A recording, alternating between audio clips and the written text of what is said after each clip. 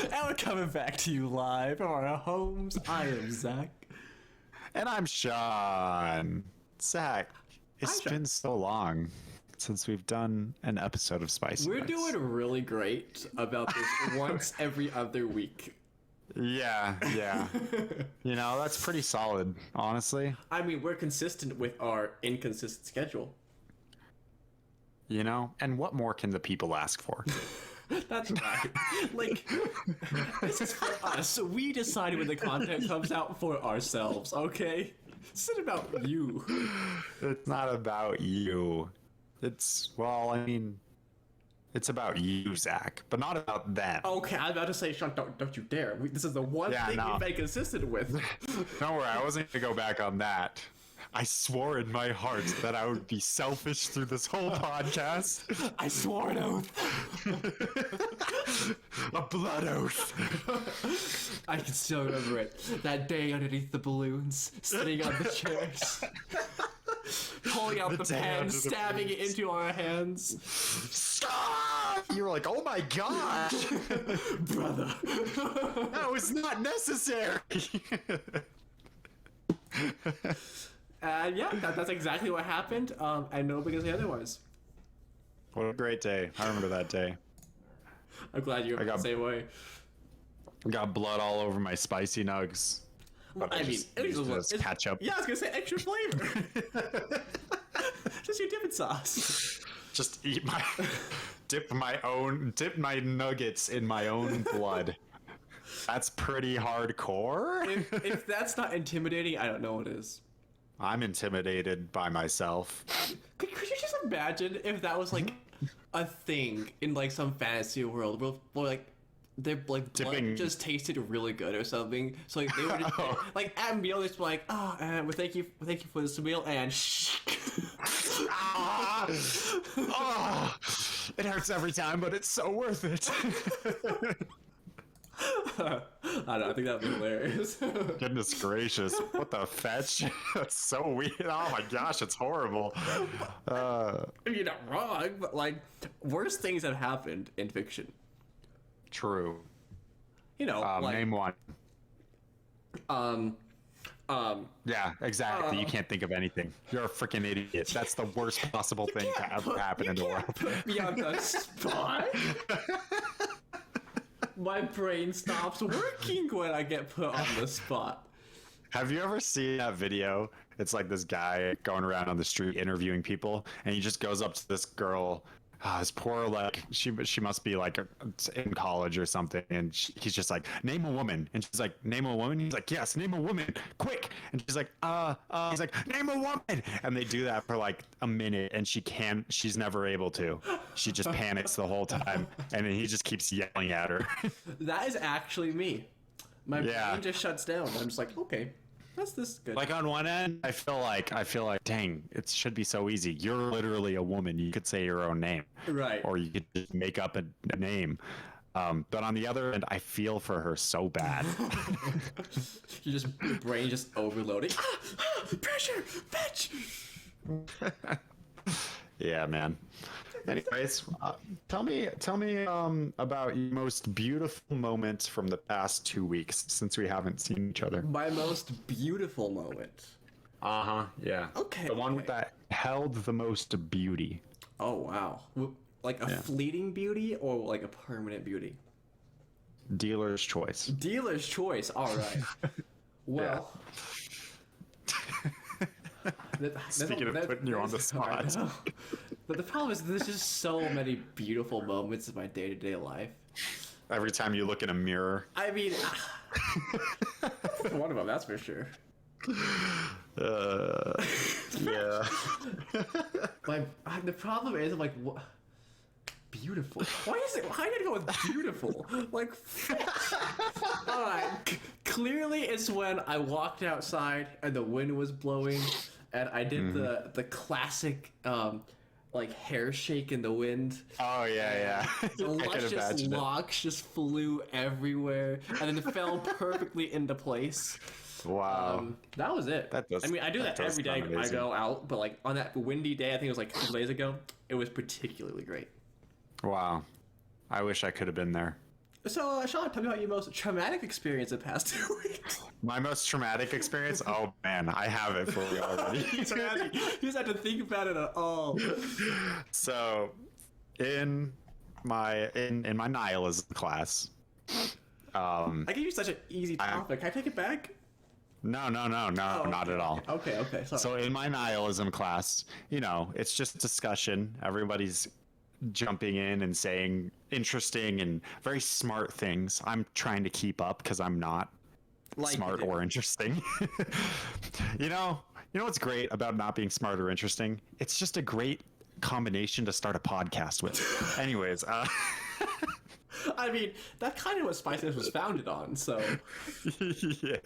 Anyways, so we're talking, and at one point we're talking about anxiety and the anxiety of looking into nothingness. Like anyway, I was gonna say the anxiety of someone screaming at you to name a woman. Okay. And so I raised my hand because I hadn't said anything yet, and I needed participation points. Yep. And I said, I am a psychology major, so I have learned about anxiety, and we were trying to define some different things, so I figured I'd jump in there. And after I said I'm a psychology major, Ryan said I'm sorry. Which is fine. That's not the problem, right? The problem was I just kept talking because I was so focused on saying the thing that I had in my brain. But as I left class that day, I was like, all I had to say was, it could be worse. I could be a philosophy major. I should have said that. It would have been amazing. I would have been amazing. I'm an idiot. I'm so stupid. And that was my traumatic moment. So basically, you not only let yourself down, but everyone around you as well.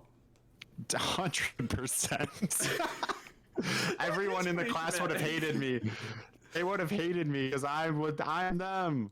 I would have clapped. I would have stood up and clapped for you, just so you know.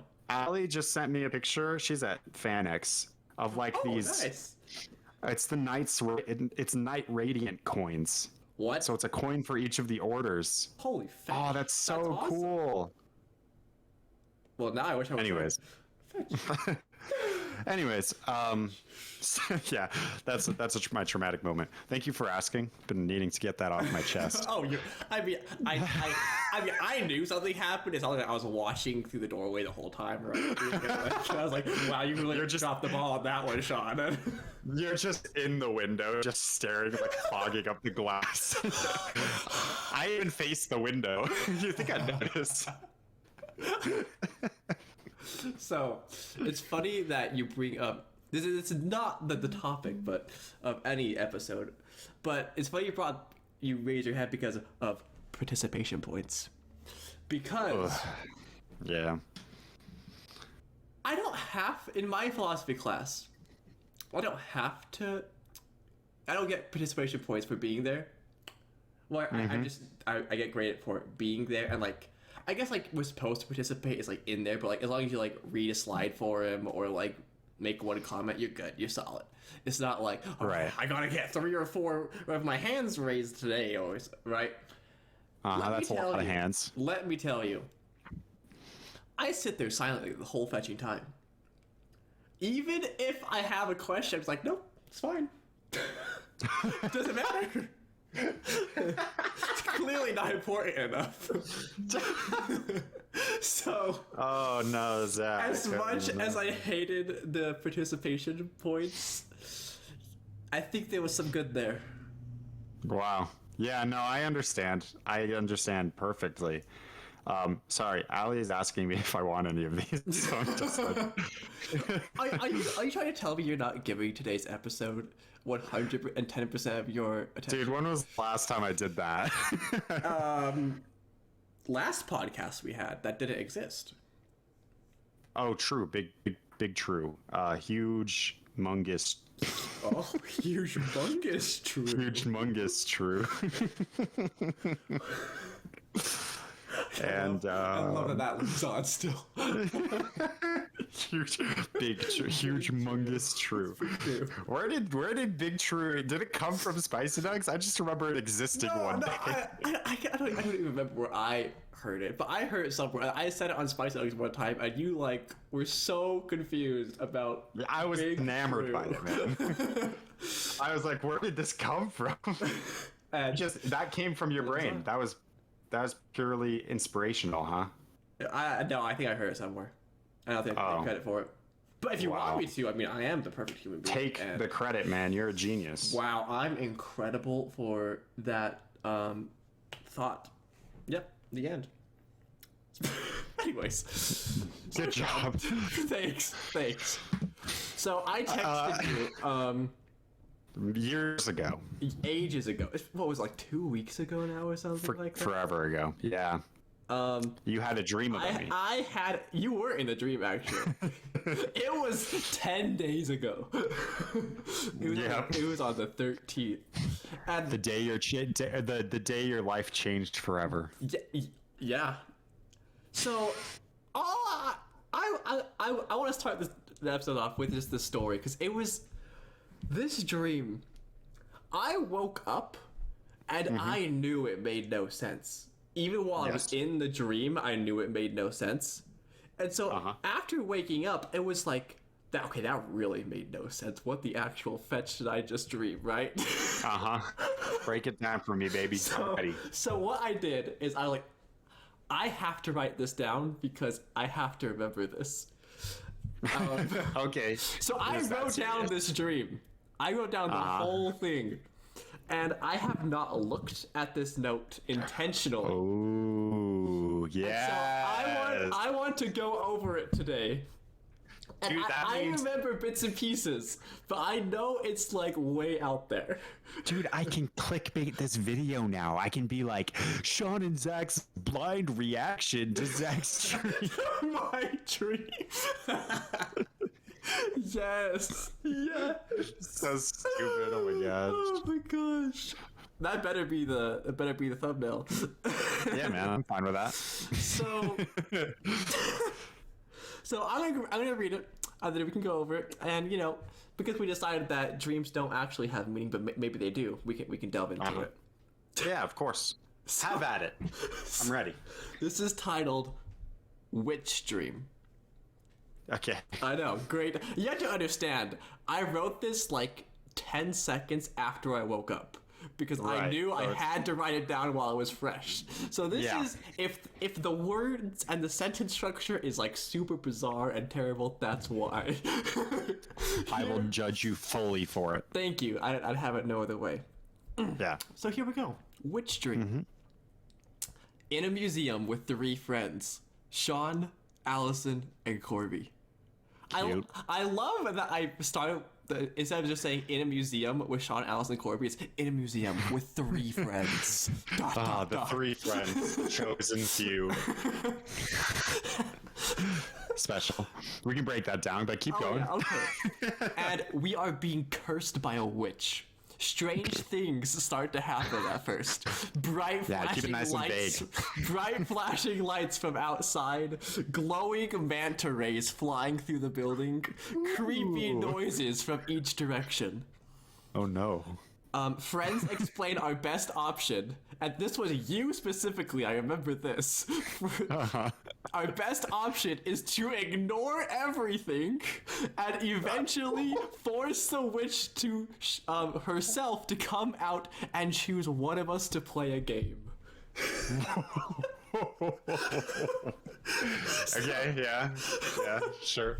So, we all sit on a rug in a circle, and look down at the rug, not looking anywhere else. Even when the witch appears and starts talking to us and creeping her hands into our view, we ignore her. Impressive. The witch is forced to choose one of us. Suddenly, I am yanked by an unknown force off the rug I had been chosen. The witch creepily walks around me as I continue to avoid looking at her, only catching glimpses of her out of the corner of my eyes. She is dirty with long black hair and a long white nightgown. Sean goes on to explain that the only way to banish her and live is to first find the rotting pork and mallet somewhere in the museum. Then I must strike the pork with the mallet. You're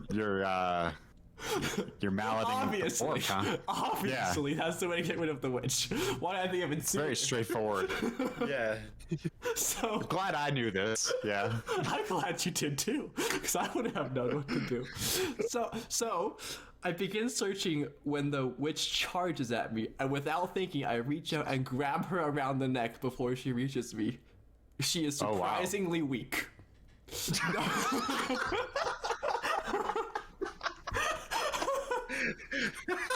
Okay. I don't know why that got me so much. I know what comes next, and it gets even better. Not risking letting her do anything, I tow her around the museum with me, looking for the pork and mallet by the throat. Okay. The pork is found right away in a drawer in the main lobby where we started. The witch complains how that isn't fair.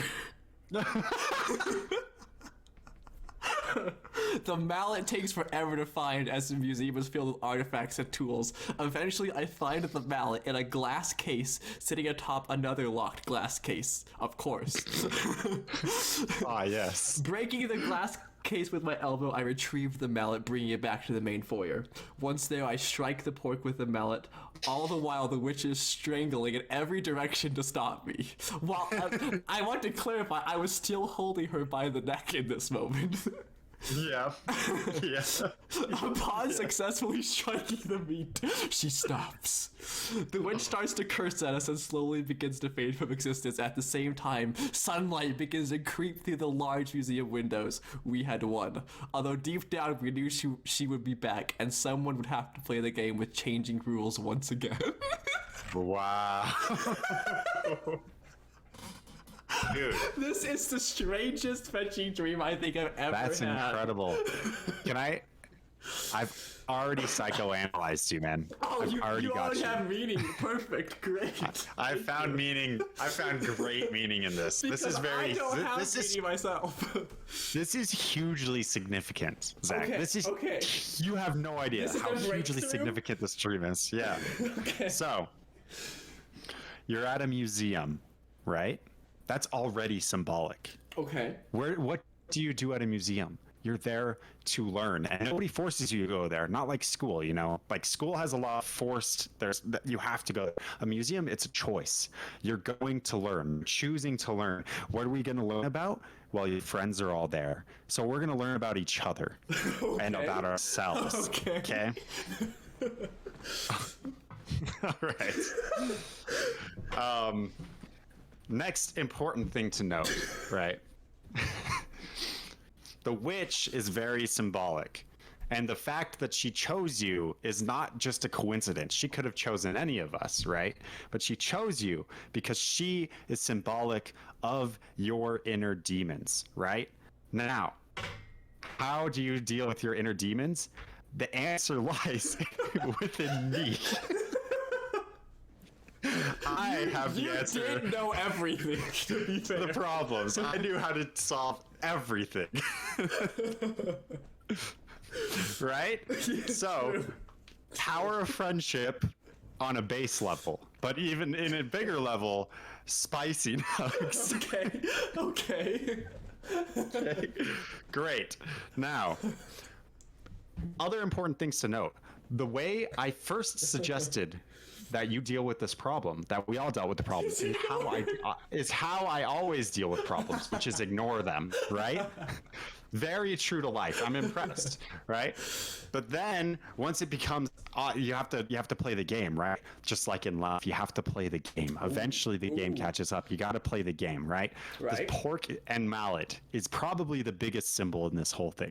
I've been waiting for this moment because that's the part that I cannot wrap my head around.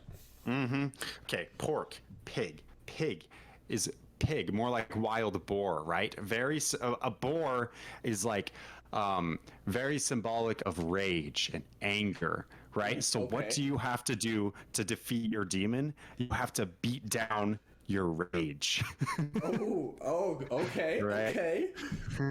The mallet is in a glass case on top of another glass case. Strange imagery. Why would it be so? It's because to defeat your own anger, it's just as easy as breaking through the glass. It's not that hard to reach. You can do it. Just like with your inner demon, you could just grab her by the throat and she was surprisingly, surprisingly weak, right? You have the power within you, and all you need to do is rely on your friends, rely on Spicy Nuggs, and you will be able to defeat your inner demon, Zach. I'm invincible now. It all makes sense. But remember the end. The end is a warning. Because even though you defeat her, you're gonna have to do it again. This isn't a one-time thing. Journey before destination.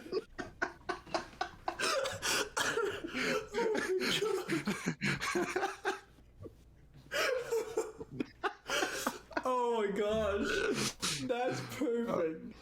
The one thing I'm mad that I didn't figure out, I couldn't come up with on the fly, I was thinking about everything else, was the manta rays. There's some kind of symbolism there. Manta rays flying around the museum. I didn't pull that out. Maybe that symbolizes the knowledge, or the good times with your friends.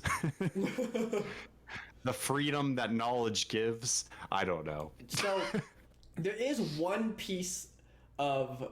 And I feel like the reason I remember the stream so well, even though that's the first time I've read it since I've written it down, is because I wrote it down, right? But there is one problem with your theory. Impossible. Go ahead. Okay. But go ahead. And maybe there's a very simple solution that you just didn't explain. Yeah, the please. museum, and it comes down to foundations. The museum itself, you said we go there to learn, right? This particularly the foyer is it looked exactly the same as the Hutchings Museum, the one I work at. The rest of the building was different, but that specific part was exactly the same. See, now I don't see this as a problem. In fact, I think this adds a lot. I'm glad you brought this up. Thank you, yes. I think the Museum Eagle being a place of learning about each other and about ourselves can still be very valid. I think the fact that it is also your workplace says that learning needs to occur more than just with your friends. Oh, it's in everything. It's actually work. Okay, cool. I'm just a failure at all things. It's journey. It's a journey.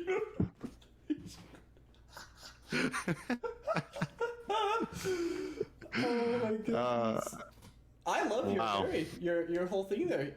Thank you for psychoanalyzing me and my dream and helping me really figure out what the meaning of that was. I think your dream was actually subconsciously telling you to come to me, since I already had all the answers. Yeah. And I feel like we've talked about this before, but like when I dream, I'm like, part of me is aware I'm in a dream. Yeah. And like, if something happens that is like really crazy or like really wild or stupid, like I don't want that to happen. Screw that. Or like I'm like, I'll have a thought like, huh. And I still find it funny that you were the one that had all the answers. That didn't stop you from letting the dream continue. Oh no. In fact, so clearly, I think part of me agreed with it. For now, I want to say, rely on your friends. You rely on me and Spicy Nuggs. That's great, Zach. But at some point in the future, maybe you may need to learn to rely on yourself. Just like how strong you were in the dream. I didn't even do anything really. I just told you how to handle it. You sat on the rug the whole time. Exactly. You can do it yourself. You don't need me. You need to detach. You need to let go. You're so right. I need to go study some Buddhism again. Yeah. I do find it so funny that Allison and Corby were also there and played zero role in this dream except being there. What you don't realize is, as you were doing all this stuff with the witch, they were actually there supporting me. Oh, that makes so much sense. Yeah. It all adds up, really. So wow. Dreams are wild. I'm gonna be honest. I'll be 100% honest with you. Hit me with it. I am not a licensed therapist or psychoanalyst. Whoa. No, Sean, you just gave me all the answers. But everything I said is 100% correct, and you should never question any of it. Perfect. Where can I leave a 5-star review for this session? You know what? Probably the best place is just to hit that like button. And hey, everybody watching should probably hit that subscribe button too. If you thought this therapy session was just as helpful for you as it was for Zach, as I'm sure it was. So, I really want a new item in the merch store now.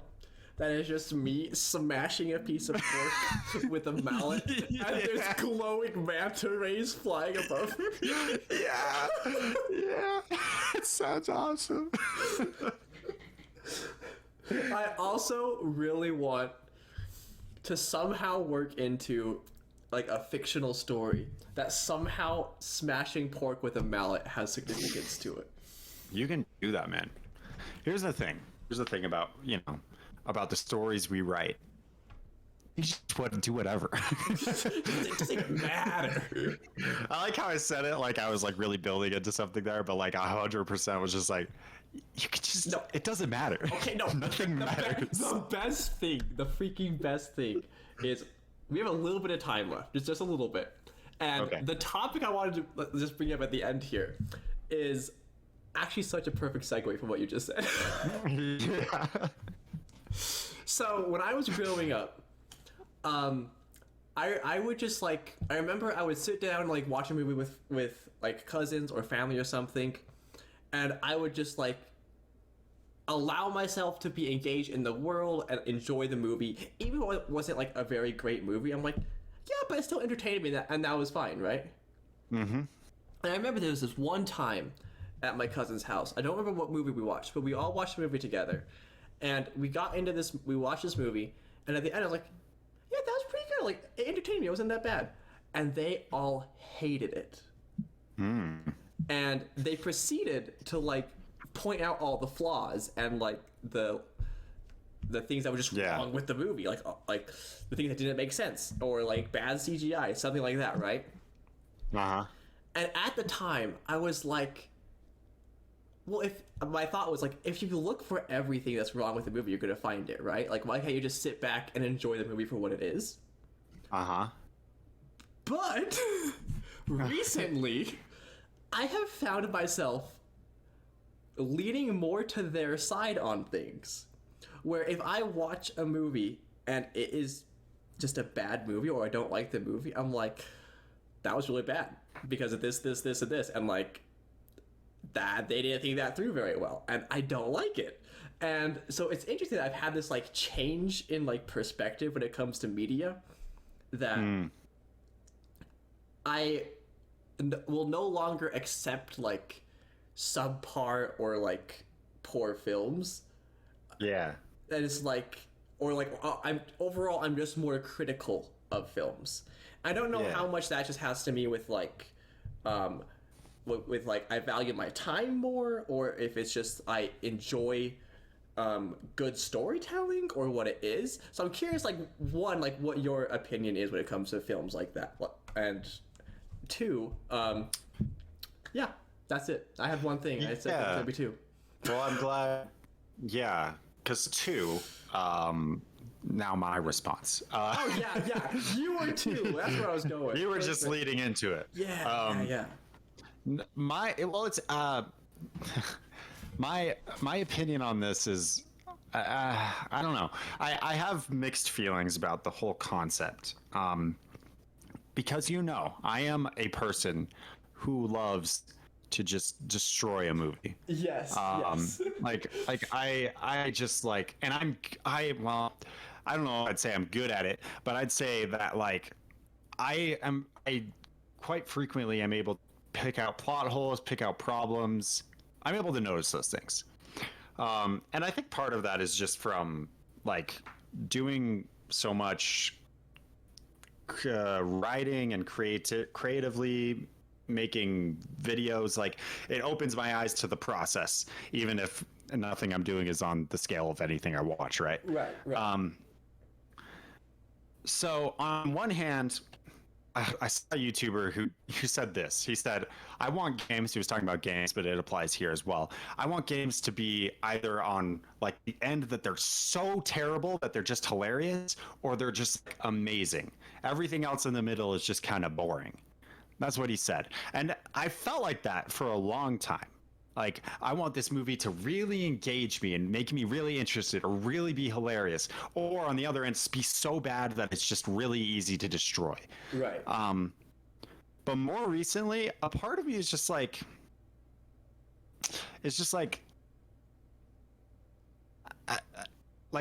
can I go watch a movie and just sit and watch a movie and be okay with that? Like, does it have to be some big deal? We have flopped sides almost. Yeah, exactly. I'm like, do I like? It's interesting. Yeah, it's interesting because like I feel like remember me freaking in high school, just like every time we watched a movie, I would not shut up. Right? And you hated that. Yep. Yep. But now I will just sit and watch a movie and shut up and just deal with it.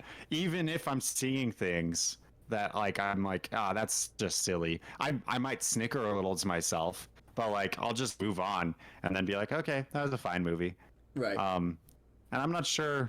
I don't know. I don't think there's anything less valid about one way or the other, but I do think they'd serve different purposes. I agree. And like it's like when it comes to like I don't mind bad films that are just bad because like in like that same sense like I enjoy like being like yeah that movie was horrible, it was hilarious because like it was so bad. Mm-hmm. What like the thing that really bothers me is that like movies that like just clearly weren't thought out, or like the dialogue or like the scenes or like things were just forced. That bothers me. And or what bothers me is like a movie that I was enjoying so much until something like just destroyed it. And my example with that one is I think we turned it off at Clay's house. It was the cave diving. Because yes, in the caves. And then I knew exactly as soon as you said it. Yeah, I was like, yeah, the weird. The one that felt like it was just going to be a thriller, and it was doing pretty well at it. Yes. Like someone broke their leg, and like the bone was showing, and you're like, they're super deep underground, and that's terrifying. And then there were just monsters everywhere. And it was like, but why? You had such a good thing going. Yeah. So like things like that really bother me, and I think. It's interesting that you bring up like that creative process and like you were easily able to pick out like the loopholes or the plot holes I mean and stuff in films. Yeah. And I feel like part of me getting back into writing a lot maybe has to do with the way I perceive what I'm watching now. I think it's just more on my mind, or like, oh, I would have done that differently there or something like that. And I feel like maybe that has a big impact on why I'm not enjoying these films. So there's an interesting balance. It's like it's totally fine to be critical, right? Like there's nothing at all wrong with it. In fact, it's a good thing because being critical is what elevates media, right? It's what elevates creativity. It's when the creative process is pushed and questioned, and they're like, you see the problems and you're able to work and try to figure them out, right? That's a good thing. But part of it is like there's like the balance between being like critical enough that it's just like pushing the things, right? It's having a certain degree of expectation, but also not having so much that you totally destroy the experience for yourself. Yes. I feel. Yeah. Because like you can really just come to a point where just every single thing you watch, no matter how good it is, it just doesn't live up to expectations. Yeah. And I think that's a bad. Ooh, well, probably. I think you're a bad so. Bad boy. You remember that song? No. It was popular for like a year. Billie Eilish, I feel like she was popular for like a year and then she just disappeared and I have never heard from her since. Actually just like never mind. It came back to me. Yeah. Like you even did the tune. I'm like, that doesn't sound familiar. And also like it's like a freaking wave of it's back. I never liked it. I didn't either, especially because it was played over and over and over and over again. It was one of those songs, yeah. Anyways, check out the merch store in the description where our new shirt will be dropping. Limited time. And... Yes, limited time. Yeah, sure. Let's do that. Yeah. I mean, Sean, it has to be limited time. Yeah, well, of course, because the specials, you're not always going to be in the museum whacking pork. I'm glad we see eye to eye. Thank you all so much for watching. I'm still Zach. And I'm still Sean. We'll see you next time. Bye. Spicy Nuggs! Spicy Nuggs is our friend. Spicy Nuggs! Spicy Nuggs is our friend.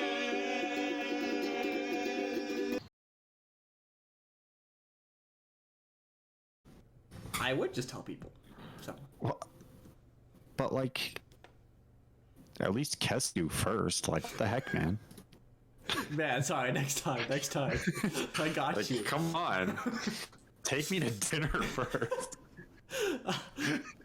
How could I be so foolish? You'll have to forgive me this one time. No. Oh, okay. I don't. Well, that's fine. I don't have to do that. I'm not really I can attached do to anything, so. I can do anything I want.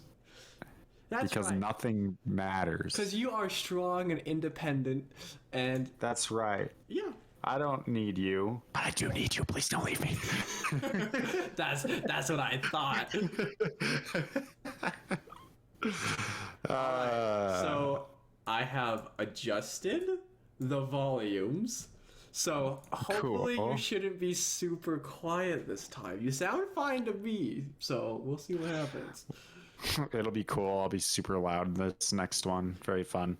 And I'll be like in the background like, hello? Help!